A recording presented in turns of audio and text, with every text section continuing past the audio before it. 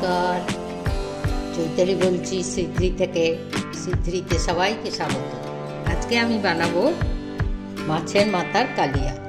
সেজন্য একটা মাথা 4 খণ্ড করে নিয়েছি, নুন হলুদ মাখিয়ে রেখেছি। আর এদিকে মশলার জন্য নিয়েছি পেঁয়াজ, আদা, টমেটো, রসুন আর এই গোটা গরম মশলা আর একটা শুকনো লঙ্কা।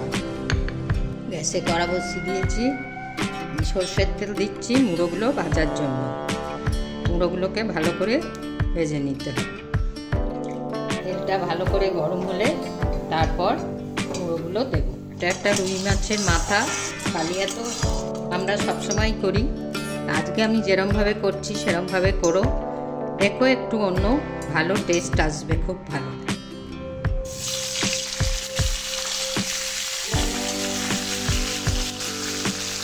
যেগুলো ভাজা হয়েছে সেগুলো আমি তুলে নিচ্ছি। আমি এই তেলেতেই আলু ভেজে নেব। এই সামান্য একটু হলুদ দিয়ে দেবো, সামান্য একটু নুন দিয়ে দেবো, দিয়ে আলুটা ভেজে নেব।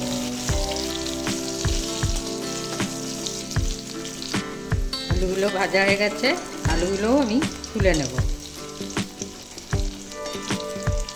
এই তেলেতে এই পেঁয়াজগুলো,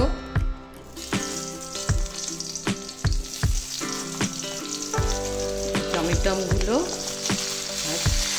রসুন, আদা, গোটা গরম মশলা, লঙ্কা সব আমি একটু ভেজে নেব।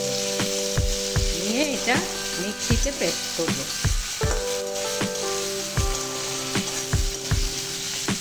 দিলাম আমি একটু সাদা জিরে।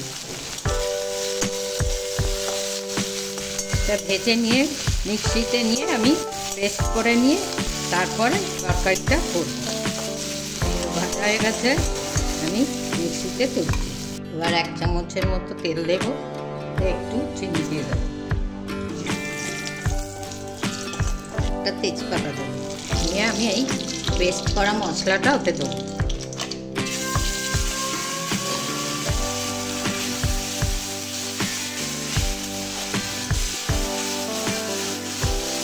হলুদ দিলাম, যে মশলাটা কষবো, মিক্সি ধোয়া জলটা দিয়ে দিলাম। দিয়ে আমি এই ভাজা আলুগুলো দিয়ে দিই। 1 চামচের মতো দই দিলাম, পরিমাণ মতো নুন দিয়ে দিলাম।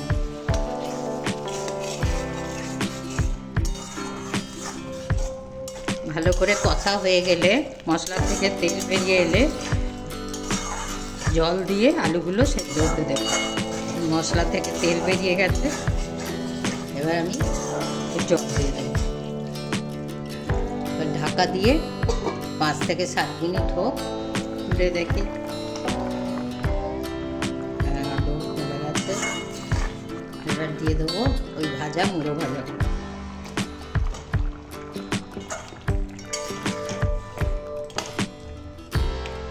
দিয়ে দেবো এই 2 ছোট কাঁচা লঙ্কা আর একটু গরম মশলা গুঁড়ো।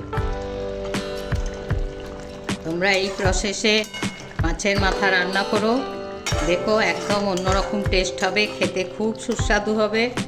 আমাকে জানিও কেমন হলো করে। সবাই ভালো থেকো, সুস্থ থেকো। আবার দেখা হবে আরও অন্য কোনো রেসিপিতে। আমি এবার এটা সার্ভ করছি।